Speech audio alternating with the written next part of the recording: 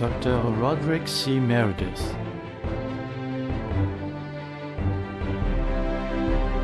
Le vrai Jésus-Christ.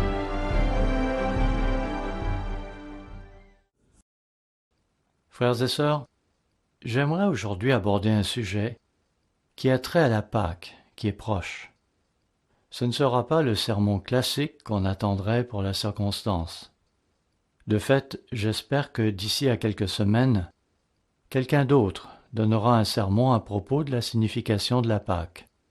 Ce serait là une bonne idée, car le monde est dans la confusion la plus totale à propos de tant de choses. Depuis trop longtemps, des dizaines, voire des centaines de millions d'adeptes de différentes églises, qu'elles soient protestantes, orthodoxes ou catholiques, entendent à propos de Jésus-Christ des choses qui sont totalement fausses. Autrefois, nous étions nombreux à entretenir toutes sortes de faux concepts dans notre esprit. Même nos jeunes, qui ont probablement grandi dans l'Église, ont été influencés par toutes ces idées que le monde entretient à propos de Christ. Il y a, entre autres, ce cliché de l'enfant Jésus, né dans une crèche il y a environ 2000 ans. Certains vont croire qu'il est né d'une vierge. D'autres n'y croient pas vraiment.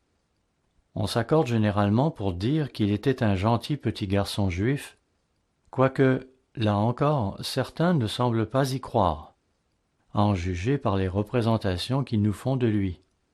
Des représentations qui n'ont vraiment rien de typiquement juif. On dira de lui qu'il avait beaucoup de charisme, qu'il savait enseigner aux foules, et qu'il leur parlait d'amour. Les idées les plus folles ont été avancées par ceux qui vont s'appuyer sur certains passages des Écritures pris hors contexte. Aujourd'hui, je tiens à vous parler du vrai Jésus-Christ. J'espère qu'il me sera possible de vous en donner une description fidèle et que celle-ci restera gravée dans votre esprit. Qui était-il? D'où venait-il? Pour quelle raison est-il venu? Pour répondre à toutes ces questions, il nous faut remonter dans le temps, jusqu'à une époque où il n'y avait rien d'autre que deux êtres spirituels majestueux. Plus tard, nous apprendrons que l'un d'eux allait jouer le rôle d'un père et l'autre celui d'un fils. Ils étaient tous deux des êtres spirituels sublimes, mais l'un d'eux, même s'il était lui aussi un être divin et donc éternel, avait accepté en parfaite humilité de se soumettre à l'autre pour toujours. Il est question de tout cela dans Jean chapitre 1 verset 1, un passage des Écritures qui remonte encore plus loin dans le temps que Genèse 1 verset 1, comme M. Armstrong le répétait souvent. Voyons donc Jean chapitre 1 versets 1 et 2. Au commencement était la parole, et la parole était avec Dieu, et la parole était Dieu. Elle était au commencement avec Dieu. Il n'est pas dit quand. Une chose est certaine, on ne parle pas ici d'une époque située 6000 ans en arrière. On ne parle pas non plus de cette époque où le Logos, le futur Jésus-Christ, créa l'univers matériel. Un événement qui pourrait fort bien remonter à plusieurs milliards d'années, à l'époque du soi-disant Big Bang, comme on l'appelle maintenant. Non, on parle ici de l'éternité passée, quand il n'y avait rien d'autre que les deux membres de la famille divine mentionnés dans Genèse chapitre 1, versets 1 et 2. Jean 1, verset 3. Toutes choses ont été faites par elle, et rien de ce qui a été fait n'a été fait sans elle. Ici, il est question de Christ. C'est lui qui a fait toutes ces choses, agissant au nom du Père et sous son autorité. Oui, c'est lui qui a créé toutes choses. C'est lui qui a créé le soleil, la lune et les étoiles. C'est lui qui a créé ces millions de galaxies qui, chacune, sont composées de milliards d'étoiles. C'est lui qui est à l'origine de ces beaux couchers de soleil. Lui encore, à qui nous devons ces beaux petits-enfants aux mines radieuses et aux regards confiants. Christ est la source de tout ce qui est bon et juste. Verset 4. En elle était la vie, et la vie était la lumière du monde. Dieu a tout fait par l'intermédiaire de la parole. C'est Christ, celui qui est mort pour vos péchés et les miens. C'est Christ qui a fait toutes ces choses. Il était la lumière qui nous montrait comment vivre notre vie. Il nous donnait l'exemple, un exemple que nous ferions bien d'imiter. La plupart des théologiens sont conscients de l'exemple qu'il nous a laissé. Ils savent que Christ incarnait le juif typique et qu'il observait le sabbat. Ils ne le contestent pas. Ils savent qu'il observait les jours saints annuels. Cependant, ils trouvent le moyen de contourner les Écritures pour leur faire dire que nous n'avons plus à nous plier à ces directives qu'elles nous donnent. Verset 5. La lumière luit dans les ténèbres, et les ténèbres ne l'ont point reçu. Il était donc celui qui devait venir dans le monde. Verset 10. Elle, la lumière, c'est-à-dire Jésus-Christ, était dans le monde, et le monde a été fait par elle, et le monde ne l'a point connue. En effet, nous le savons, il y a 2000 ans, Christ est venu dans le monde en tant qu'être humain. Comprenez bien que lorsque Christ se promenait aux abords de la mer de Galilée, il pouvait se dire à lui-même « J'ai fait cette mer ». Je sais que si nous décidions de marcher sur les eaux comme Pierre avait commencé de le faire, il est fort probable que nous prendrions peur comme lui. Pourquoi Christ put-il le faire sans crainte? C'est parce qu'il jouissait d'une foi parfaite. Sa connaissance préincarnée lui revenait à la mémoire et lui rappelait que c'était lui qui avait créé cette mer. C'était lui aussi qui avait créé les cieux et la terre, ainsi que la loi de la gravité. Bref, tout ce qui est, c'est à Christ que nous le devons. Christ est celui qui nous a fait mâle et femelle. Évidemment, durant ce qu'il est convenu d'appeler l'époque victorienne, parler de sexe passait pour un sujet tabou. À présent, on en parle avec désinvolture, on le dégrade, et on en abuse honteusement. On va jusqu'à réclamer que des hommes soient admis dans les toilettes des femmes. On cherche à pervertir toute chose. Dieu n'a jamais voulu qu'il n'y ait aucune différence entre les sexes. Mais l'humanité a cette tendance à vouloir aller d'un extrême à l'autre. Vous savez, Dieu n'est pas gêné par ce qui a trait au sexe. Il en est l'auteur. C'est lui qui a conçu le corps humain, le corps de l'homme et celui de la femme. Dieu a créé cela par l'intermédiaire de Christ. Dieu voulait que les couples s'aiment et qu'ils deviennent une chair. Il voulait que nous ayons une progéniture. Christ et le Père voulaient que nous nous reproduisions, que nous formions des familles et que nos enfants deviennent eux aussi des membres de la famille divine. C'était là son intention. Il ne ressentait donc aucune gêne par rapport à toutes ces choses. Il voulait seulement qu'on s'en serve à bon escient. Poursuivons dans Jean chapitre 1 au verset 11. Jean 1, verset 11. Elle, la parole, Christ, est venue chez les siens, et les siens ne l'ont pas reçu. Mais à tous ceux qui l'ont reçu, à ceux qui croient en son nom, soit dit en passant, et beaucoup d'entre vous le savent, les commentaires bibliques nous disent que le nom d'une personne est représentatif de tout ce qui la caractérise, son caractère, les valeurs qu'elle défendra, ses aspirations, ses attributs, sa réputation. Poursuivons, versets 12 à 14. Mais à tous ceux qui l'ont reçu, à ceux qui croient en son nom, elle a donné le pouvoir de devenir enfants de Dieu, lesquels sont nés non du sang, ni de la volonté de la chair, ni de la volonté de l'homme, mais de Dieu. Et la parole a été faite chair, et elle a habité parmi nous, pleine de grâce et de vérité. Et nous avons contemplé sa gloire, une gloire comme la gloire du Fils unique venu du Père.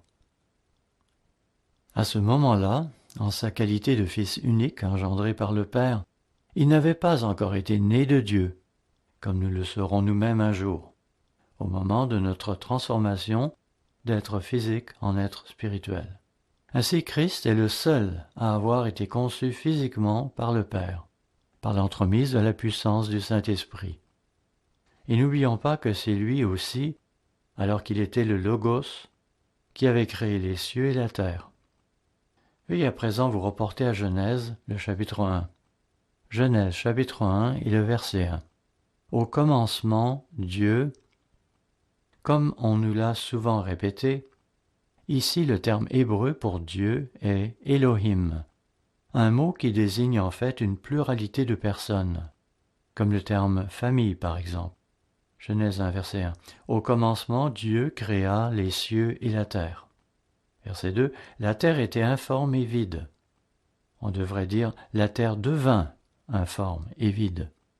Tohu et bohu dans l'original, c'est-à-dire dans un état chaotique et de confusion. Nous savons bien sûr que cet état fut la conséquence de cette destruction pré-adamique causée par la rébellion de Satan. Donc la terre était devenue informe et vide. Il y avait des ténèbres à la surface de l'abîme. Dieu n'était évidemment pas à l'origine de tout cela. Cela s'est donc produit par la suite. Il y avait des ténèbres à la surface de l'abîme, et l'Esprit de Dieu se mouvait au-dessus des eaux. Dieu dit, verset 3, ici c'est Christ qui parle, en fait le Logos, car Christ n'était pas encore né. Comprenez bien que Dieu parle toujours par l'intermédiaire de cette deuxième personne de la famille divine, qui allait plus tard apparaître en la personne de Christ, afin de devenir notre Sauveur. Verset 3, Dieu dit, Christ dit, que la lumière soit, et la lumière fut. Puis Dieu se mit à refaçonner les cieux et la terre, et il y plaça l'homme et les animaux, ainsi que toutes ces plantes et toutes ces belles fleurs, toutes ces choses et tous ces êtres qui allaient pouvoir se reproduire, chacun selon son espèce. Plus loin, au verset 26, nous lisons « Puis Dieu dit, faisons », notez l'expression « faisons », qui prouve encore une fois l'existence de plus d'une personne. En effet, Dieu et le Logos, Christ, sont deux personnalités différentes. Puis Dieu dit, faisons l'homme à notre image, selon notre ressemblance. Précédemment, il avait été question de toutes ces créatures et de toutes ces plantes auxquelles Dieu accordait la capacité de se reproduire, chacune selon son espèce. À présent, nous apprenons que Dieu a l'intention de se reproduire lui aussi, en nous. C'est pourquoi il nous a créés à son image, selon son espèce. Poursuivons. Faisons l'homme à notre image, selon notre ressemblance, et qu'il domine, ici il est question de gouvernement. L'homme allait être mis en charge de tous les animaux et de toutes les créatures de la terre. Verset 27. Dieu créa l'homme à son image. Il le créa à l'image de Dieu. Il créa l'homme et la femme. Je suppose qu'il est inutile de préciser que la femme fut évidemment aussi créée à l'image de Dieu. Verset 28. Dieu les bénit, et Dieu leur dit, « Soyez féconds, multipliez. » Son premier commandement n'était donc pas de faire preuve d'une pruderie excessive et de s'abstenir de tout sexe. Adam et Ève avaient tous deux été créés en tant qu'adultes. Ils étaient les seuls êtres humains sur terre, et Dieu leur commandait donc d'aller l'un vers l'autre et de procréer des enfants. « Aimez-vous, ayez des enfants, leur commanda-t-il. Soyez féconds, multipliez, remplissez la terre, et assujettissez-la. » Ainsi, dès le début, l'homme fut créé à l'image de Dieu. Cela fut accompli par le Logos, le porte-parole de Dieu, celui qui allait plus tard se dépouiller de la gloire qu'il avait auprès du Père pour devenir celui qui nous est connu maintenant sous le nom de Jésus-Christ. Allons maintenant à 1 Corinthiens, le chapitre 10, où nous trouverons des versets qui nous sont bien connus. Je veux tout de même en parler afin que cela reste gravé en notre mémoire. Qui était ce Jésus-Christ qui est mort pour nous? Qui était le vrai Jésus-Christ? 1 Corinthiens 10, versets 1 à 4. Frères, je ne veux pas que vous ignoriez que nos pères ont tous été sous la nuée, qu'ils ont tous passé au travers de la mer, qu'ils ont tous été baptisés en Moïse dans la nuée et dans la mer, qu'ils ont tous mangé le même aliment spirituel, et qu'ils ont tous bu le même breuvage spirituel, car ils buvaient à un rocher spirituel qui les suivait, et ce rocher était Christ. C'est Christ qui les enseignait. celui qui allait plus tard apparaître en tant que Jésus de Nazareth, né d'une vierge, né d'un être humain. Cette personnalité était donc le Christ. Il était à présent le rocher d'Israël. Il était le Dieu de la nation d'Israël. C'est lui qui avait parlé à Abraham, à Isaac et à Jacob. Ce n'était pas Dieu le Père, et je vais vous le montrer. Comprenez bien que le Père n'a jamais eu de rapport direct avec eux. C'est Christ. Comme il est dit, et ce rocher était Christ. Verset 5. Mais la plupart d'entre eux ne furent point agréables à Dieu, puisqu'ils périrent dans le désert.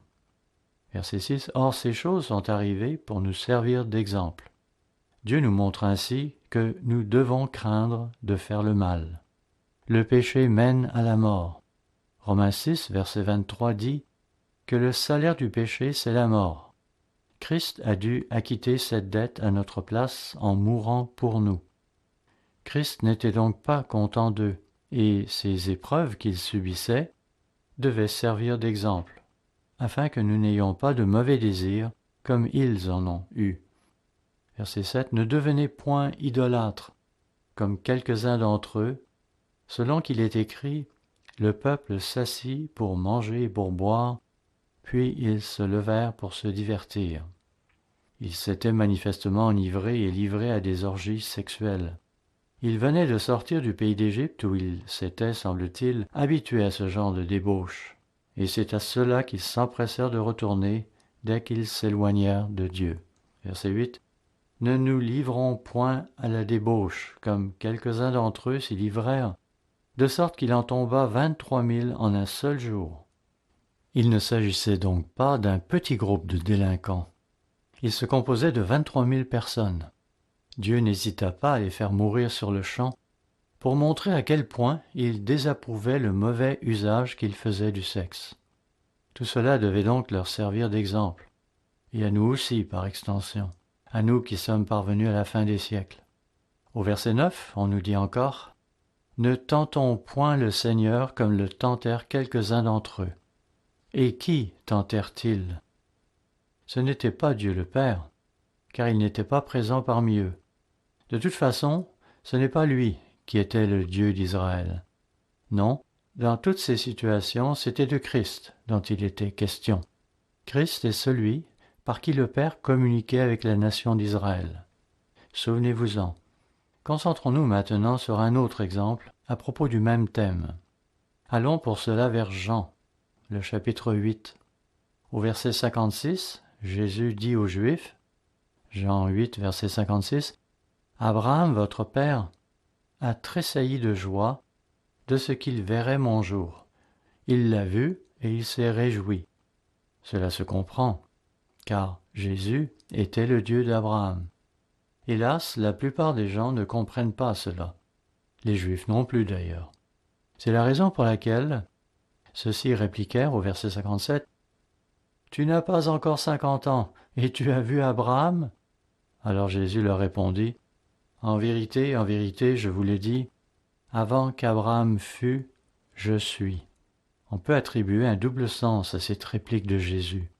Certes, Jésus existait du temps d'Abraham, mais notez que lorsque Jésus emploie le terme « je suis », c'est ce même terme qu'il employait dans Exode 3, verset 14, lorsqu'il se révélait à la nation d'Israël comme celui qui a la vie en tant que qualité intrinsèque, en d'autres mots, comme le Dieu de l'Ancien Testament. Les Juifs comprirent fort bien ce qu'il entendait par là, et c'est pourquoi ils allaient le tuer. Pas de doute là-dessus. La plupart des protestants ne comprennent pas cela. Ils ne saisissent pas que Jésus était celui qui s'était dévoilé au peuple d'Israël en tant que son Dieu, le Dieu de l'Ancien Testament. Les Juifs de l'époque de Jésus le comprenaient eux, et c'est pourquoi on lit au verset 59, « Ils prirent des pierres pour les jeter contre lui. » Heureusement que Jésus put leur échapper comme par miracle, probablement parce que le Père les frappa d'aveuglement et de confusion. Retenez donc qu'en s'identifiant en tant que « je suis », il révélait simultanément qu'il était le Dieu de l'Ancien Testament, le Dieu de la nation d'Israël. Veuillez maintenant vous reporter à 1 Jean, le chapitre 4 et le verset 12, où il est dit très clairement « Personne n'a jamais vu Dieu ». Plusieurs autres passages des Écritures expriment la même chose, mais celui-ci le dit on ne peut plus clairement. Certains vont s'étonner disant « Quoi ? Pourtant Moïse voyait Dieu et lui parlait face à face.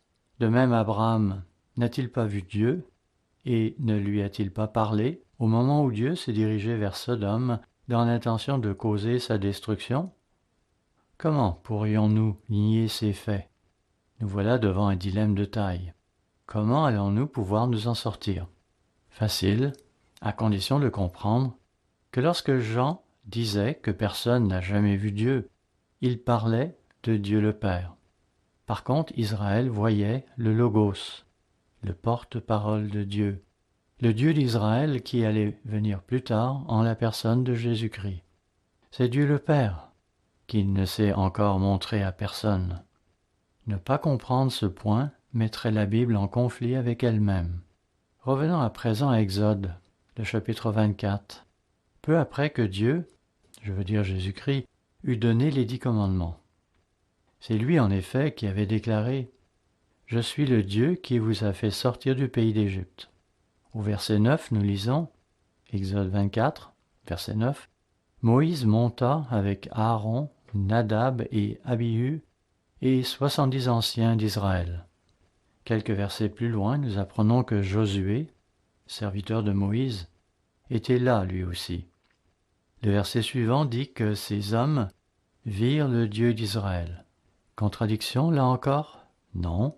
Si vous comprenez que le personnage divin qu'ils virent n'était pas Dieu le Père, mais celui qui se manifestera plus tard en la personne de Jésus-Christ, le Dieu d'Israël. Frères et sœurs, lorsque vous entendez dire à propos du roi David qu'il adorait et louait le Dieu des armées d'Israël, lorsqu'on vous parle de Josué, qui tombe la face contre terre devant cet être majestueux qui s'avance vers lui, qu'il lui demande qui il est, et qu'il obtient pour réponse « Je suis le chef de l'armée de l'Éternel », de qui s'agit-il? Il ne s'agit pas de Dieu le Père, mais de Christ. Oui, lorsque David louait l'Éternel, tout au long des psaumes, c'était le Dieu d'Israël qui louait, Christ. De même, Abraham parlait non à Dieu le Père, mais au Dieu d'Israël, Christ. Il en est de même en ce qui concerne les 74 hommes assemblés avec Moïse sur le mont Sinaï. Eux aussi voyaient le Dieu d'Israël, Christ. Exode, chapitre 24, verset 10, ils virent le Dieu d'Israël. Sous ses pieds, c'était comme un ouvrage de saphir transparent, comme le ciel lui-même dans sa pureté. Il n'étendit point sa main sur l'élite des enfants d'Israël. Ils virent Dieu et ils mangèrent et burent. Encore une fois, ce n'est pas Dieu le Père qu'ils virent, mais le Dieu d'Israël, Christ. Tournons-nous à présent vers Matthieu chapitre 22, où Jésus s'adresse aux pharisiens, disant, Matthieu 22, verset 41, « Comme les pharisiens étaient assemblés, Jésus les interrogea en disant, « Que pensez-vous du Christ, c'est-à-dire le Messie, loin de l'Éternel? De qui est-il le fils ?» Ils lui répondirent, « De David. » Cela était conforme à ce qu'ils avaient toujours enseigné, à savoir que loin de l'Éternel serait fils de David. Christ savait bien sûr qui il était, et c'est pourquoi il les mit au pied du mur. Verset 43, « Et Jésus leur dit, « Comment donc David, animé par l'Esprit, l'appelle-t-il Seigneur? » Comment David pouvait-il appeler son fils Seigneur? Nous savons bien sûr que Christ était le Dieu de David. Cependant, humainement parlant, Christ naquit plus tard de la Vierge Marie. Ainsi, par cette lignée, il était aussi le fils de David sur le plan humain, mais cela semblait dépasser leur capacité de compréhension. Christ se met alors à citer Psaume 110, verset 1, mais je trouve que dans Matthieu 22, verset 44, c'est exprimé avec encore plus de clarté. Voyons-le donc dans Matthieu 22, verset 44. Le Seigneur, Dieu le Père, a dit à mon Seigneur, David, du temps qu'il était roi d'Israël, aurait-il dû s'incliner devant un autre Seigneur? Non, bien sûr. Reprenons. Le Seigneur, Dieu le Père, a dit à mon Seigneur, le Seigneur Dieu des armées d'Israël, qui était donc de ce fait aussi le Seigneur de David, « Assieds-toi à ma droite jusqu'à ce que je fasse de tes ennemis ton marchepied. » Verset 45. Si donc David l'appelle Seigneur, comment est-il son fils? Nul ne put lui répondre un mot. Et depuis ce jour, personne n'osa plus lui proposer des questions. Par ces questions, il leur avait définitivement cloué le bec. Il avait réussi à les convaincre qu'ils ne comprenaient pas leurs propres écrits. Évidemment, c'est parce qu'ils étaient aveuglés. Jésus parlait sans cesse des pharisiens, les chefs spirituels de la nation. On doit les respecter, mais il ne faut pas suivre leur exemple. Certes, ils peuvent nous fournir certaines connaissances techniques, mais comprenez bien que, spirituellement, ils étaient terriblement dans l'erreur lorsqu'ils changèrent le jour où l'on doit observer la Pâque, et ils ne l'observaient pas non plus de la bonne façon. Ils commettaient aussi beaucoup d'autres erreurs, dans d'autres domaines. Par exemple, ils avaient perverti la loi de Moïse en y apportant bien des changements. Et c'est pourquoi Jésus nous enjoint de ne pas suivre leur enseignement. Ils étaient aveugles et, par-dessus le marché, têtus et animés d'un esprit manifestement très charnel. En résumé, le Seigneur a dit à mon Seigneur, nous enseigne que le Seigneur de David était celui qui allait devenir Christ. Cela devrait maintenant nous aider à mieux comprendre certains versets qui auraient pu nous intriguer dans le passé. Reportons-nous maintenant à Genèse, le chapitre 18, pour élaborer encore plus sur un point que nous avons abordé précédemment.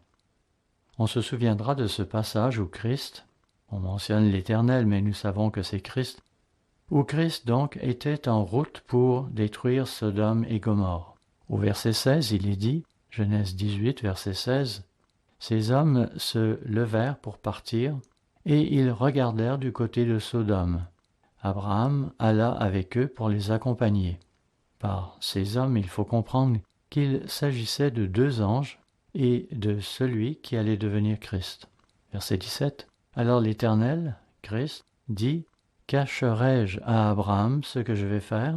Il avait l'intention de détruire Sodome et Gomorrhe. Bien sûr, Abraham était conscient de ce qui allait se passer. Et il se mit alors à plaider la cause de ces villes. N'oublions pas que son neveu Lot habitait à Sodome. Au verset 24, on le voit qui commence à dire « Peut-être y a-t-il 50 justes au milieu de la ville. Les feras-tu périr aussi, et ne pardonneras-tu pas à la ville à cause des 50 justes qui sont au milieu d'elle? Non, je ne détruirai pas la ville à cause de ces 50 justes. » Plus loin, au verset 29, il revient à la charge disant « Peut-être s'y trouvera-t-il 40 justes. Les feras-tu périr aussi? Non. » Puis il diminue le chiffre à 30, puis à 20. À nouveau, Christ lui assure qu'il n'y aurait pas de destruction à cause d'eux. Finalement, au verset 32, Abraham ose une dernière tentative avec seulement 10 justes. Et, une fois de plus, l'Éternel lui assure qu'il épargnerait la ville à cause de ces 10 justes. Il est donc clair que Christ savait cette ville si corrompue qu'il n'aurait d'autre alternative que de la détruire. Abraham fit de son mieux pour l'en dissuader. Son attitude est conforme à l'esprit de Luc 18, où Dieu nous encourage à ne pas nous relâcher lorsque nous avons une requête à lui présenter. C'est là en effet qu'il est question de cette veuve qui ne cesse d'importuner le juge inique. À combien plus forte raison devrions-nous alors insister auprès de Dieu pour qu'il nous écoute lorsque nous ne savons que faire, ou que nous ne comprenons pas certaines choses, ou que nous ne pouvons voir nos fautes. Cela est conforme à la volonté de Dieu et il l'approuve. Non seulement il l'approuve, mais il le souhaite. Ainsi Abraham plaidait la cause de ces villes devant l'Éternel. Au verset 23, nous le voyons qui lui dit « Feras-tu aussi périr le juste avec le méchant ?» Dieu ne s'irrita pas à cause de son insistance. Abraham était très sincère. Il n'abandonna pas et maintint la pression, passant graduellement de 50 justes à 10. À la fin du verset 25, on le voit même qui ose dire à l'Éternel « Celui qui juge toute la terre n'exercera-t-il pas la justice ?» Abraham savait pertinemment à qui il parlait. Il savait qu'il s'adressait au juge de toute la terre. Évidemment, nous savons qu'en dernier ressort, Dieu le Père est le juge suprême. Mais dans ce cas particulier, Abraham exerçait son plaidoyer en présence de celui à qui le Père avait remis toutes choses. Veuillez à présent vous tourner vers Exode chapitre 18. Ici, nous voyons Jéthro, le beau-père de Moïse, qui offre des conseils à son gendre lorsqu'il voit à quel point ce dernier croule sous la lourde tâche qu'il s'est volontairement imposée. C'est que Moïse devait non seulement enseigner les voies de Dieu à la nation, il s'était même cru obligé de prononcer un jugement sur le moindre cas qui se présentait parmi le peuple. Les gens du monde des affaires voient dans l'intervention de Jéthro le début du principe de la gestion d'une entreprise, recourir à un transfert de responsabilité. Jéthro cherchait à convaincre Moïse du bien fondé d'une telle pratique. Il lui disait « Accepte de déléguer certaines responsabilités aux hommes que tu auras choisis. Cela allégera ta tâche. » Au verset 20, il lui dit « Enseigne-leur les ordonnances et les lois. » Voilà un autre point qu'il nous faut comprendre, frères et sœurs. Certains pensent que Dieu, le Père, nous aurait uniquement donné les 10 commandements. D'autres pensent qu'il nous aurait donné des ordonnances et des statuts, mais que Christ nous est ensuite arrivé porteur d'une grande loi d'amour. Non, ce n'est pas ainsi que les choses se sont passées. Comprenez bien que c'est à Christ, le Dieu d'Israël, que nous devons les 10 commandements, la loi, de même que ses ordonnances et ses statuts qui viennent s'ajouter à la loi pour la compléter. Ainsi, c'est Christ qui a dit que l'homosexualité est une pratique vile et Christ est le même hier, aujourd'hui et éternellement. La Bible nous livre la pensée de Christ. Et Christ, nous le savons, est Dieu. Il est aussi le Logos, le porte-parole de Dieu. Alors, lorsqu'il vous arrivera de lire à propos d'un homme dont Dieu ordonne qu'il soit saisi et exécuté, comprenez que c'est Christ qui rend ce jugement. Et nous ne parlons pas ici du doux Jésus aux cheveux longs, assis sur un âne et arborant 2 doigts en forme de V. Non, cela correspond à un faux Christ. Le Christ de la Bible est, lui, l'Éternel, le Dieu des armées d'Israël. Cela ne l'empêche pas d'être un Dieu d'amour. Après tout, n'a-t-il pas donné sa vie pour nous? Cependant, il est aussi un Dieu doté d'une grande puissance. Il ne plaisante pas avec le péché. Il est celui qui nous a donné les statuts. C'est lui qui a dit « Tu ne coucheras pas avec un homme comme on couche avec une femme, car ce serait une abomination. » Et toutes ces autres choses qu'il nous ordonne émanent toutes de lui. C'est Christ qui nous enseigne comment vivre. C'est de Christ que nous viennent tous ces statuts dont il est question dans l'Ancien Testament. Ces statuts définissent le véritable christianisme. Sommes-nous aujourd'hui tenus de les observer tous selon la lettre? Non, mais le Nouveau Testament montre que nous les observerons selon l'Esprit, car le principe sous-jacent doit néanmoins être maintenu. Ainsi, nous continuons aujourd'hui à observer la Pâque, mais nous avons renoncé à l'agneau rôti et aux herbes amères pour adopter les symboles du vin et du pain sans levain, conformément à l'exemple que Christ nous a donné. Le Nouveau Testament montre que nous ne souscrivons plus au ministère de la mort. Cela était seulement en vigueur pour un temps, en tant que code civil pour une nation charnelle. Cela dit, le principe s'applique toujours. Ces péchés peuvent-ils toujours mener à la mort? Oui, ils le peuvent. Par exemple, la Bible dit clairement que l'homosexualité et toute forme de perversion, y compris la bestialité, mèneront à la mort. Est-ce à l'Église qu'il reviendra d'appliquer la sentence? Non, Dieu s'en chargera. Si nous ne nous repentons pas de commettre de tels actes, Dieu veillera à exécuter la sentence. L'Église n'a plus cette responsabilité. Je ne peux pas tout aborder dans le cadre d'un seul sermon, mais comprenez bien que c'est Christ qui, au nom de Dieu le Père, nous a apporté et enseigné toutes ces choses qui doivent faire partie de la vie d'un vrai chrétien. Christ était le Dieu de la nation d'Israël. C'est lui qui a déclaré « Je suis le Dieu qui vous a fait sortir du pays d'Égypte. Observez tous mes commandements. Vous n'aurez pas d'autre Dieu devant ma face. » C'est lui qui a remis les 10 commandements à Moïse. C'est lui qui nous a donné le sabbat. Ce n'est pas Dieu le Père. D'ailleurs, en venant dans la chair, ne nous a-t-il pas donné un bon exemple en l'observant continuellement selon sa coutume? Bien sûr que Dieu le Père approuvait cela.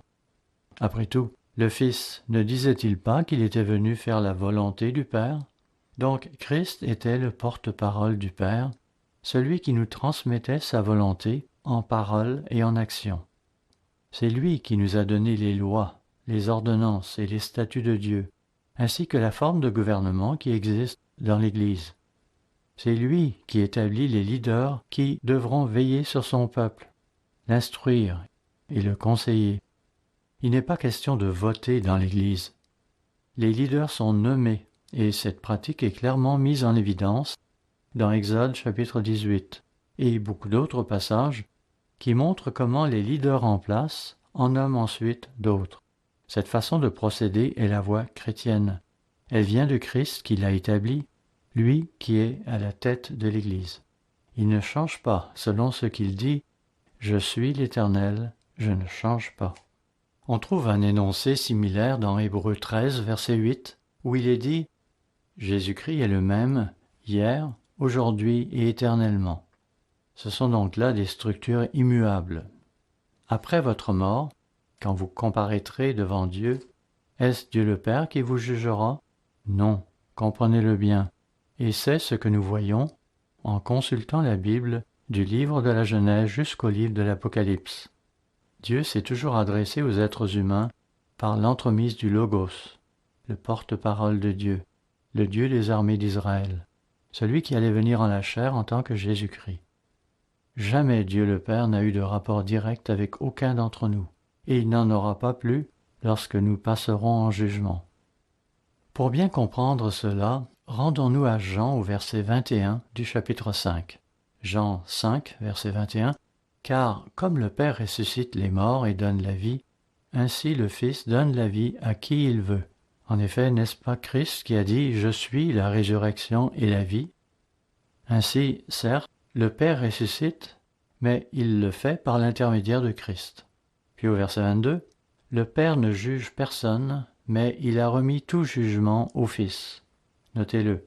Lisez aussi attentivement pourquoi le Père en a décidé ainsi. C'est au verset 23.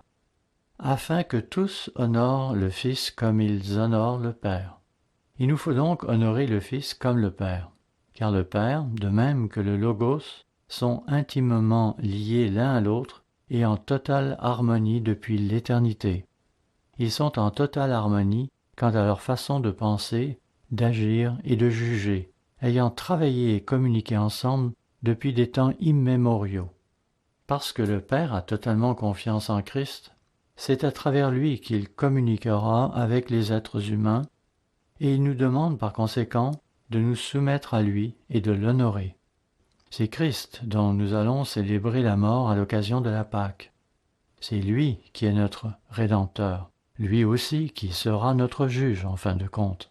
Il exercera alors un jugement au nom du Père. Il en est digne car le Père a ordonné qu'on honore le Fils comme on honore le Père, et il a remis tout jugement entre ses mains.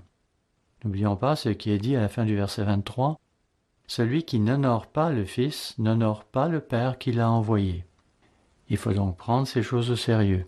Ainsi, lorsque nous prendrons la Pâque, souvenons-nous que nous célébrerons alors cet être majestueux qui a donné sa vie pour nous, cet être majestueux qui a commandé que la lumière soit, et elle apparut.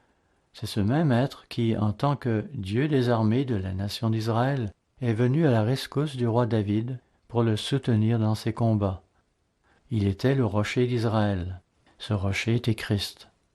Veuillez maintenant vous reporter à Matthieu 25, où nous trouvons un autre élément qu'il nous faut considérer pour avoir une bonne vision à propos du vrai Jésus-Christ de la Bible.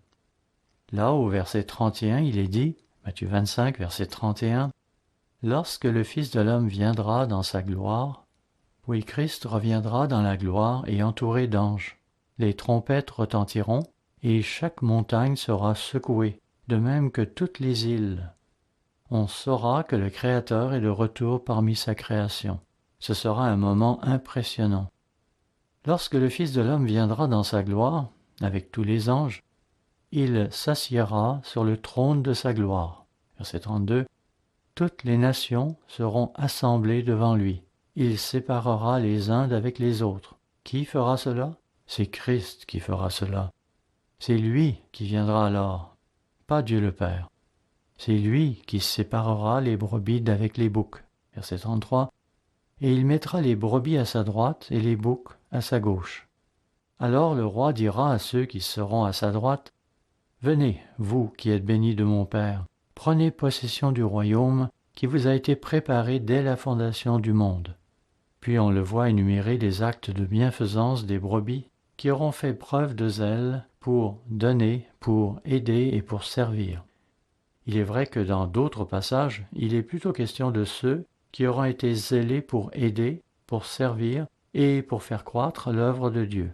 Mais au verset 35 et les suivants, l'accent est mis sur la nécessité de faire de bonnes actions, de venir en aide aux pauvres, à ceux qui n'ont rien à se mettre, à ceux qui sont en prison. On nous dit que ceux qui agiront ainsi se mériteront de grandes récompenses dans le gouvernement de Dieu qui sera bientôt établi ici-bas. Voyons maintenant Apocalypse 11, verset 15, où il est fait allusion à l'époque terrible où toute montagne et toute île sera secouée dans ses fondations quand le Créateur reviendra à sa création. Apocalypse 11, verset 15. Le 7e ange sonna de la trompette, et il y eut dans le ciel de fortes voix qui disaient « Le royaume du monde est remis à notre Seigneur et à son Christ, et il régnera au siècle des siècles. » Donc, une fois encore, on notera que le royaume ne sera pas remis au Père. Le Père a relégué le royaume à Christ. C'est lui qui aura la charge de l'administrer et de le gouverner. C'est aussi à travers lui, Christ, que le Père a communiqué avec Abraham, Isaac et Jacob. De même, il a été l'intermédiaire entre Dieu et Moïse, entre Dieu et David, et tous les autres grands serviteurs de Dieu. C'est donc Christ qui, à son retour, administrera le gouvernement de Dieu sur la terre, et cela pendant une période de 1100 années. Puis la surface de la terre passera au feu, et nous verrons alors apparaître un nouveau ciel et une nouvelle terre. Tant qu'il restera des êtres humains, il semble que Dieu le Père communiquera avec nous par l'entremise de celui qui vint parmi nous en tant que Jésus-Christ. C'est lui qui sera roi de la terre, et son règne sera éternel. Il n'y aura plus de rébellion. Il n'y aura plus personne pour murmurer et contester. Ceux qui voudraient le faire seront relégués aux oubliettes cosmiques. Apprenons donc à bien connaître Christ, car c'est lui qui sera notre chef pendant les siècles à venir. Ce ne sera donc pas Dieu le Père, du moins pas directement. Reportons-nous maintenant au verset 14 du 4e chapitre du livre aux Hébreux, où il est dit, Hébreux 4, verset 14, « Ainsi, puisque nous avons un grand souverain sacrificateur qui a traversé les cieux, Jésus, le Fils de Dieu, demeurons fermes dans la foi que nous professons. Ainsi, restez fermes, n'abandonnez pas. Nous avons quelqu'un là-haut qui intercède pour nous auprès du Père. Il est notre Créateur, celui qui a créé les cieux et la terre. Il est celui qui a dit que la lumière soit, et la lumière fut. Il est celui qui nous a créés à l'image de Dieu, et qui, plus tard, est mort pour nous. Il est notre ami, notre sauveur, notre frère aîné, et notre souverain sacrificateur miséricordieux. Verset 15. Car nous n'avons pas un souverain sacrificateur qui ne puisse compatir à nos faiblesses. Au contraire, il a été tenté comme nous en toutes choses, sans commettre de péché. À l'époque où Christ parcourait les collines de Palestine, en tant que jeune adulte, âgé entre 20 et 33 ans, il ressentait clairement les sollicitations de la chair. C'est qu'il avait en tout point la même nature que nous, la nature humaine. Ainsi, lorsqu'il voyait passer de belles filles, cela ne le laissait probablement pas indifférent, et il lui fallait donc contrôler ses pensées. Il voyait qu'elles étaient belles, mais il ne pouvait pas se laisser aller à des considérations d'ordre sexuel, car il était en fait déjà marié. Oui, il était marié à l'ancien Israël. De plus, même s'il ne l'avait pas été, Comment aurait-il pu considérer le mariage, sachant qu'il allait être mis à mort sous peu? Il laisserait alors une veuve, et peut-être même des enfants. Ce n'était assurément pas une bonne idée. Il lui fallait donc amener toutes ses pensées captives à l'obéissance de Dieu le Père, et c'est ce qu'il fit.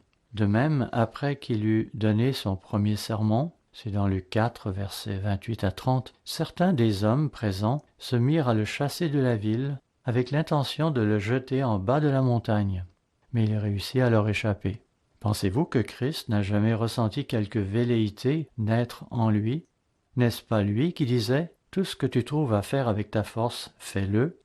N'oublions pas qu'il était dans la force de l'âge, qu'il travaillait dans la construction et était habitué de lever de grosses pierres et de lourds madriers. Il devait sûrement être bien bâti pour pouvoir exercer ce métier.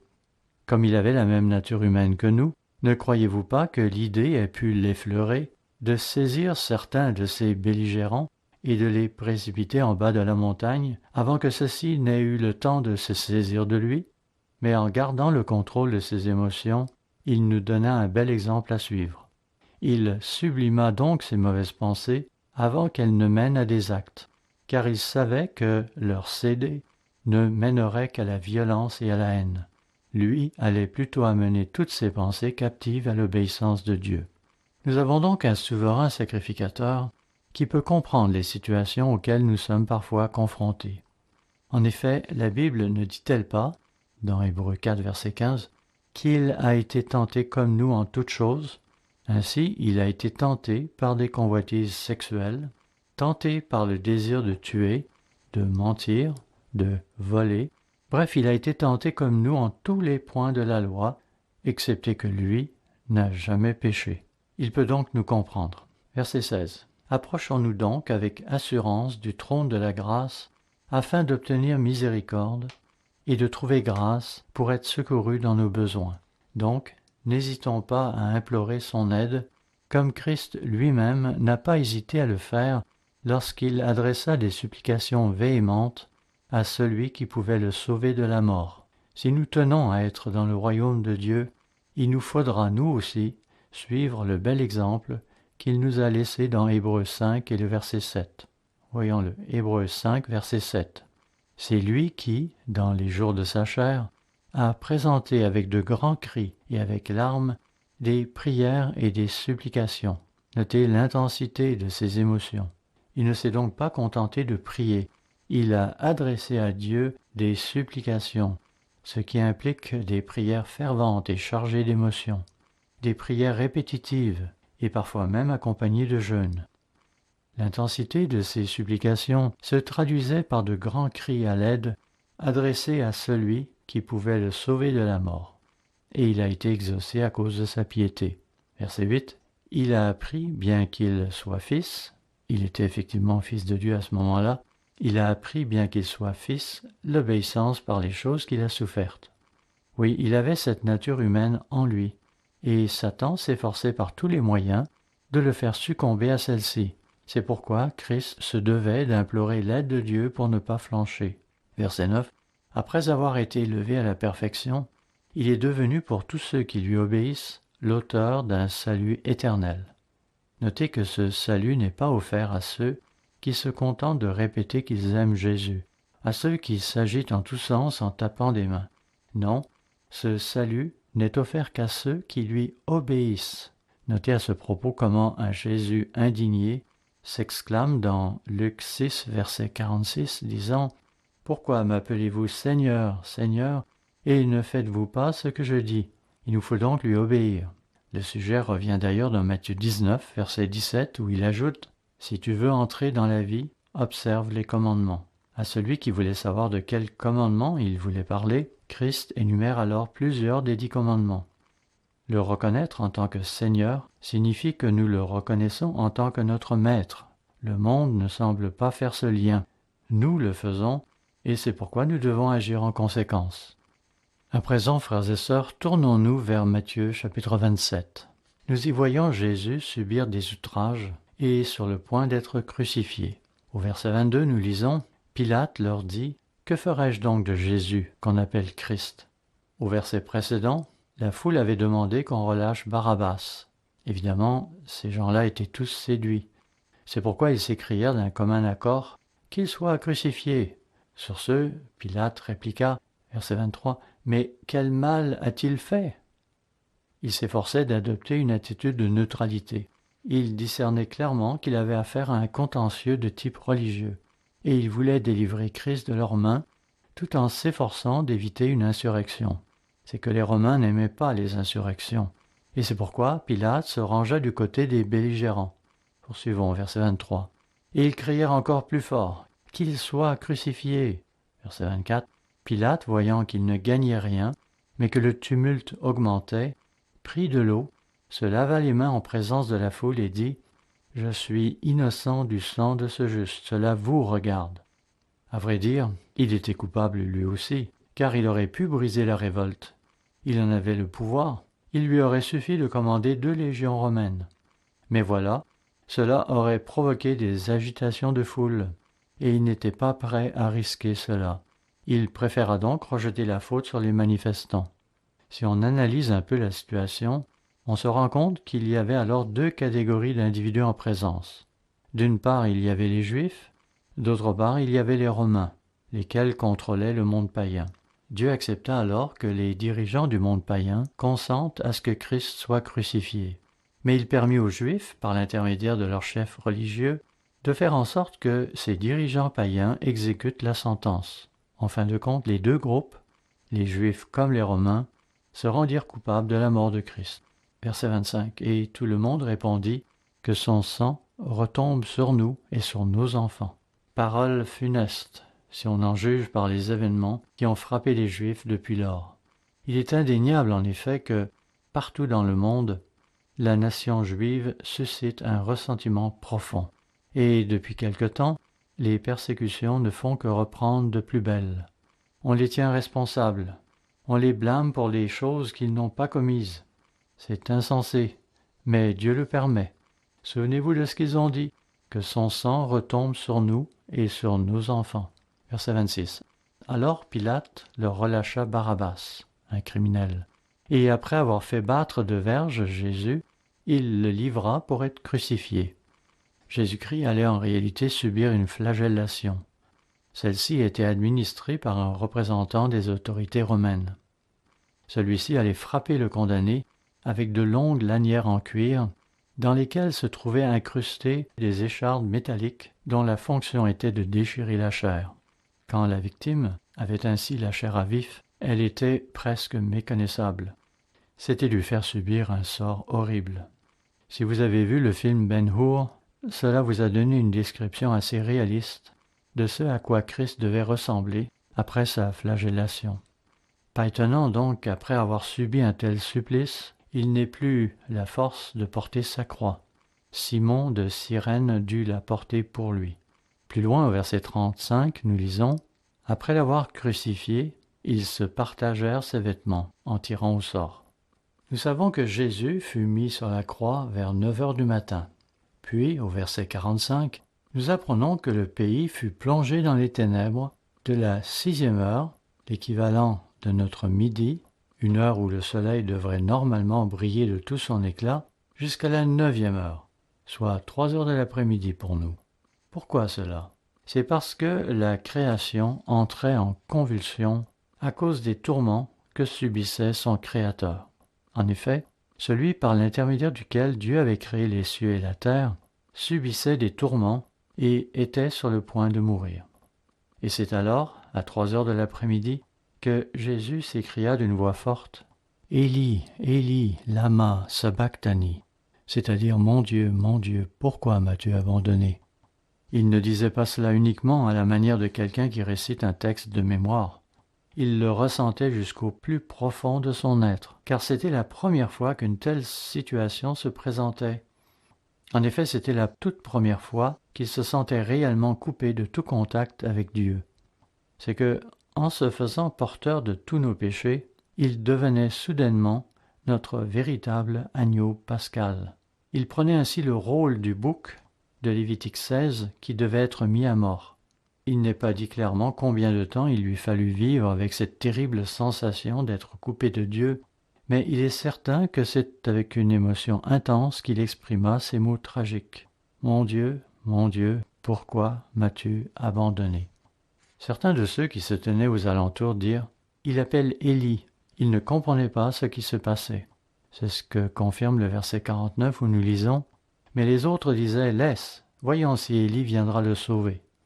Selon le commentaire d'Adam Clarke, certaines versions bibliques nous informent que les manuscrits anciens ajoutent ici, à la fin du verset 49, « Mais un des soldats lui perça le côté avec une lance, et aussitôt il sortit du sang et de l'eau. » Cela nous permet de mieux comprendre ce qui est dit ensuite, au début du verset 50.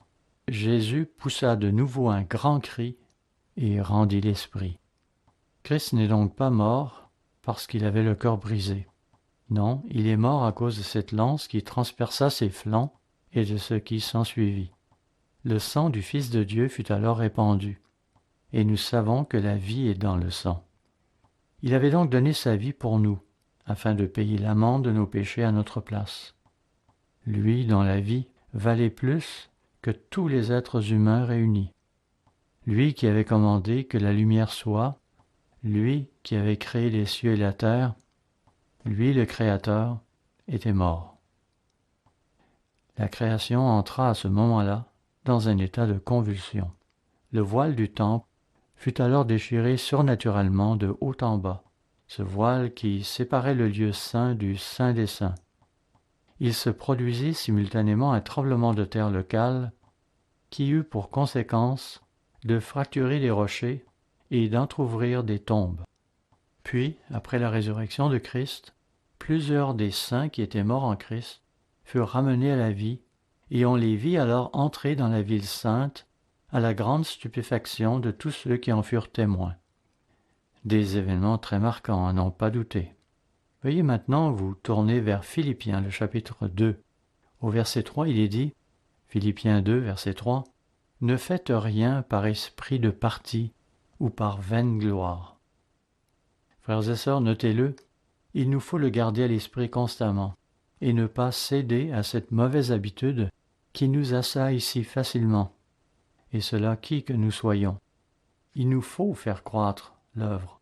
Nous voulons aider notre prochain, mais ce désir ne doit pas être motivé par une soif de prestige, mais plutôt dans le but que Dieu soit honoré. Dieu est Christ. Notre ambition devrait donc être d'émuler Christ. Donc, ne faites rien par esprit de parti ou par vaine gloire, mais que l'humilité vous fasse regarder les autres comme étant au-dessus de vous-même. Verset 4. Que chacun de vous, au lieu de considérer ses propres intérêts, considère aussi ceux des autres. S'occuper de ses propres affaires est aussi nécessaire. Ainsi, il nous faut brosser les dents. Ce n'est pas aux autres à le faire, à moins que vous n'ayez un sérieux handicap. Mais cela dit, il nous faut pareillement avoir à cœur le bien-être de notre prochain, souhaiter qu'il ait une vie décente et paisible, que son mariage soit heureux, qu'il ait un logement adéquat et assez à manger. Pour ceux qui ont été appelés par Dieu à cette époque, il nous faut espérer et prier avec ferveur que Dieu leur accorde le privilège d'être de la première résurrection. Verset 5. Ayez en vous les sentiments qui étaient en Jésus-Christ. Il est vrai que Jésus était animé d'un profond désir d'aider et de donner. Lui et Dieu le Père nous ont créés à leur image, afin que nous puissions un jour partager leur niveau d'existence en tant que membres de la famille divine, et cela pour l'éternité. Voilà à quel point il s'intéresse à nous. Poursuivons. Versets 6 et 7. Existant en forme de Dieu, il était en effet le Logos, le porte-parole de Dieu dès le début, le second membre de la famille divine. Existant en forme de Dieu, il n'a point regardé son égalité avec Dieu comme une proie à arracher, mais il s'est dépouillé lui-même. C'est le terme grec kénosis qui a été ici traduit par dépouiller. Oui, en venant dans la chair, Christ avait accepté de se départir de la puissance, de la gloire et de la magnificence dont il jouissait auparavant. Il avait été Dieu depuis l'éternité passée, et il avait accepté de renoncer à ce statut. Quelle belle preuve d'amour, d'humilité et de service. Mais il s'est dépouillé lui-même en prenant une forme de serviteur, en devenant semblable aux hommes. Et il a paru comme un vrai homme, il s'est humilié lui-même, se rendant obéissant jusqu'à la mort, même jusqu'à la mort de la croix. Oui, il accepta non seulement un rôle de serviteur, il permit même que des êtres humains, qui lui devaient pourtant la vie, abusent de lui de toutes sortes de façons. En effet, on le roua de coups, on le piétina, on le tortura, on alla même jusqu'à le maudire et finalement le faire mourir. La mort dont il eut à souffrir était sans nul doute un des plus pénibles châtiments qu'on puisse imaginer. Certains crucifiés restaient ainsi sur la croix pendant 4 à 6 jours. Vers la fin de leur supplice, leurs intestins allaient enfler, puis éclater en répandant la matière en décomposition qui s'y était accumulée. Réellement, une mort lente, horrible. Dans sa miséricorde, Dieu abrégea les souffrances de Christ. À un moment donné, après avoir été agacé quand Jésus se mit à gémir, un jeune conscrit de l'armée romaine lui enfonça violemment sa lance dans le côté. C'est alors que Jésus lança ce grand cri et que son sang jaillit. Il mourut sur le coup. Son agonie sur la croix fut ainsi coupée court après 6 longues heures.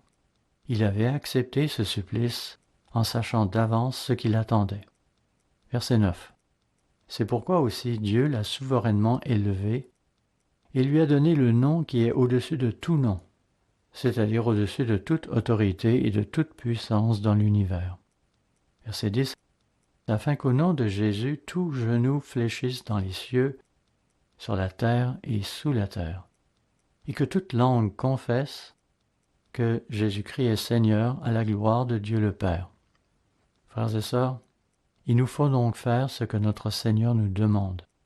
Il nous faut honorer notre Seigneur par notre façon de vivre. Alors que nous nous apprêtons à prendre la Pâque, comprenons bien à quel point nous sommes faibles. Nous ne pourrons jamais réussir par notre propre force. Christ devra nous pardonner nos fautes, nos rechutes à maintes et maintes reprises.